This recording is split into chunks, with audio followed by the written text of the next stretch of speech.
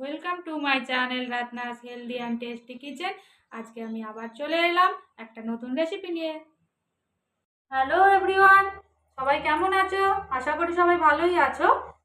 দেখো, আজকে আমি খুব সহজ আর খুব সুন্দর একটা প্রথম পাতে খাওয়ার রেসিপি দেখাচ্ছি। আর খুব সুন্দর খেতেও লাগে, গরম ভাতে তো খুব ভালোই লাগে। আমার ভাতটা তো খুবই প্রিয়, তুমি জানো গরম ভাত আশা করি সবারই ভালোই লাগে। তো দেখো, উচ্ছের চচ্চড়ি বানাচ্ছি আজকে। আমার মা মাসিরা এরকম ভাবেই বানাতো, তাই জন্যই আমিও শিখেছি ওটা। তো কথা বলতে বলতে দেখো, তেল গরম করতে দিয়ে দিয়েছি আমি প্যানে। দেবো সামান্য 5 ফোড়ন, একদম মশলা ছাড়া, খুব একটা মশলা না, মানে জাস্ট এইটুকুনি মশলা, কোনো মশলা অ্যাড হবে না। হ্যাঁ, চাইলে দিতে পারো, সেটা আমি তোমাদের পরে বলছি। দিয়ে দেবো একটা শুকনো লঙ্কা,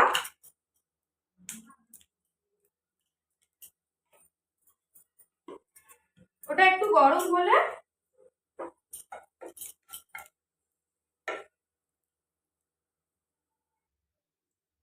দেখো, এবারে আমি উচ্ছেটা দেবো।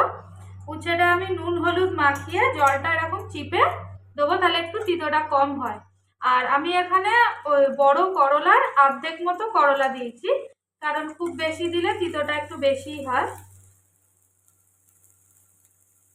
এটা দিয়ে একটু আগে ভালো করে উচ্ছেটা একটু ভাজা ভাজা করবো।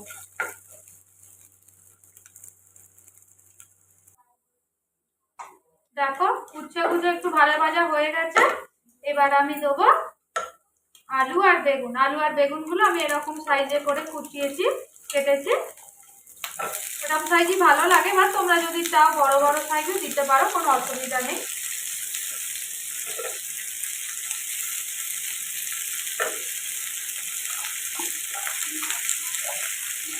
আলু বেগুনগুলো দিয়ে একটু নুন হলুদ দিয়ে আবারও এটাকে ভাজতে দেবো। দিয়ে দেবো একটু নুন আর হলুদ।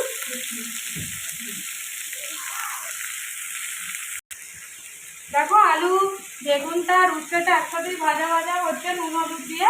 আমি দিয়ে দেবো একটু, যেহেতু নিরামিষ, একটু চিনি দেবো, অ্যাড করবো। চিনিটা অপশনাল, তোমরা দিলে দেবে, না দিলে না দেবে। দিয়ে এটাকে ভালো করে নাড়াচাড়া করে একটু ঢাকা দিয়ে দেবো, যত আলু আর বেগুনটাও সিদ্ধ হয়ে যাবে, কারণ এটা খুব বেশি জল অ্যাড করবো না।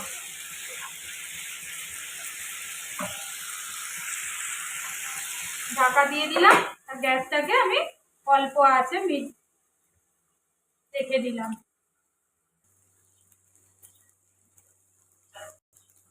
দেখো, উচ্ছে আর আলুগুলো বেগুনটাও ভাজা ভাজা হয়ে গেছে, সিদ্ধও মোটামুটি হয়ে এসছে। চাপা দিয়ে আমি ঢাকনাটা খুলে দেখলাম।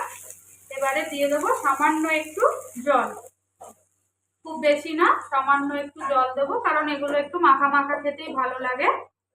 সামান্য একটু জল দিয়ে এইবারে আমি, আমার যেটা ভালো লাগে না আমি বলেই দিচ্ছি, কিন্তু তোমরা যদি চাও এই জল দেওয়ার আগে তোমরা অল্প একটু সর্ষে, অল্প একটু জিরে পেস্ট করে, তার সঙ্গে একটা শুকনো লঙ্কা পেস্ট করে, জল দেওয়ার আগে যখন ভাজা ভাজা হয়ে গেছে তখন সর্ষেটা দিয়ে নেড়ে চেড়ে একটু, যখন তেল ছেড়ে আসবে, কারণ সর্ষে বাটা খুব বেশি ফোটানো যায় না, তিতো হয়ে যায়, অল্প সামান্য নাড়াচাড়া করে জলটা অ্যাড করবে।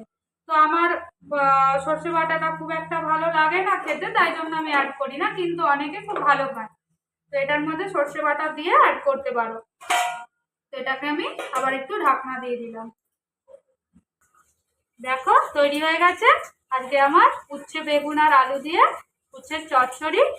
তোমাদের আগেই বললাম তার সঙ্গে সর্ষে বাটা অ্যাড করতে পারো, যখনই বললাম জল দেওয়ার আগে, ওটা খেলেও কারোর খুব ভালো লাগে।